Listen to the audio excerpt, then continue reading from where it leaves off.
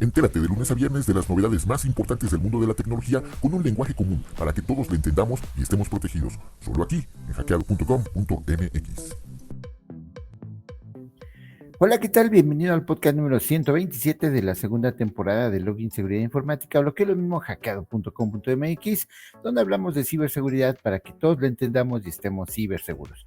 Hoy es miércoles 12 de abril del 2023 y se celebra el Día Internacional de los Vuelos Espaciales Tripulados, el Día Internacional de los Niños de la Calle, el Día Internacional de las Personas con Extremidades Diferentes y el Día Internacional del Color Rosa. Bueno, el 12 de abril se celebra cada año como una manera de denunciar la situación de calle en la que se enfrentan millones de niños en todo el mundo y donde se vulneran sus derechos educativos, económicos, sociales y familiares.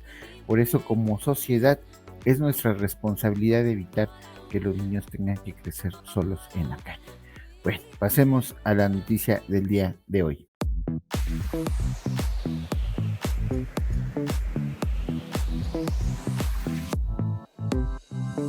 Y el podcast de ayer se me salió decir la frase de Microsoft siempre será Microsoft, y la verdad es que con esta información la vamos a confirmar una vez más, porque muchos años y muchas veces la empresa del tío Bill Gates ha sido acusada de prácticas manipuladoras para ganar mercado ante su competencia desde que inició prácticamente, y ha aplicado trampas y ha aplicado cuestiones ahí un tantito monopólicas, y esta no es la excepción.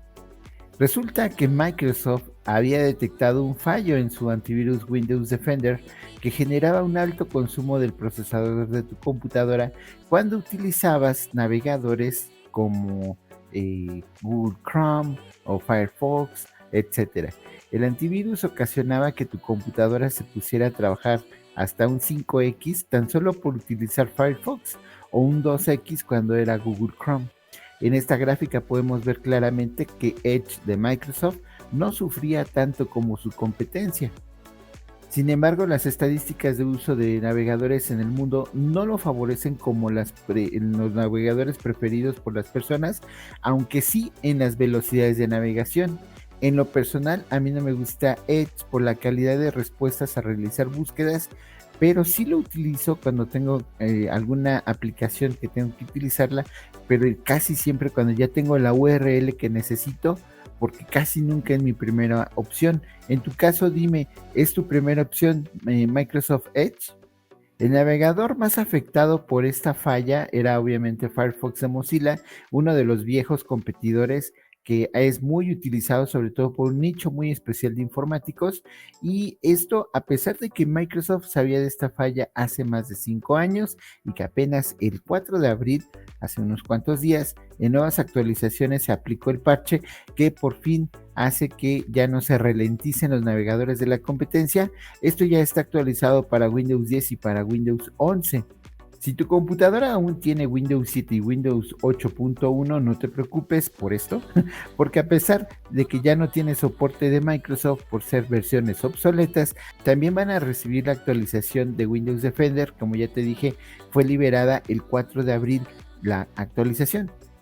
Y como noticia adicional y para dejar en este listado de empresas mexicanas atacadas por ransomware, encontré una alerta de reporte a mundocuervo.com, que es un sitio web de empresa tequilera Casa Cuervo. El reporte indica que el ataque se produjo el 10 de abril, sigue vigente y que tiene una fecha límite para realizar el pago el 17 de abril. La amenaza del grupo criminal es la de publicar toda la información disponible, seguramente en foros de la Deep Web y en redes sociales. El monto de lo solicitado por el rescate aún no se conoce, ni tampoco si hay algún comunicado por parte de la empresa, que seguramente ya está trabajando para recuperar el control tanto de sus equipos como de su información.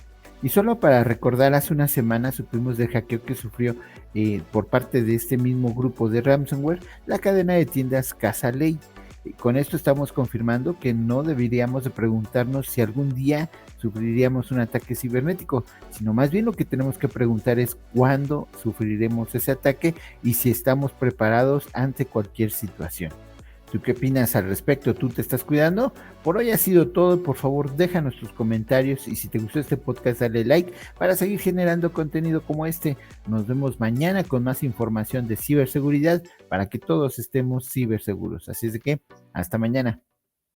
Entérate de lunes a viernes de las novedades más importantes del mundo de la tecnología con un lenguaje común para que todos lo entendamos y estemos protegidos. Solo aquí, en hackeado.com.mx.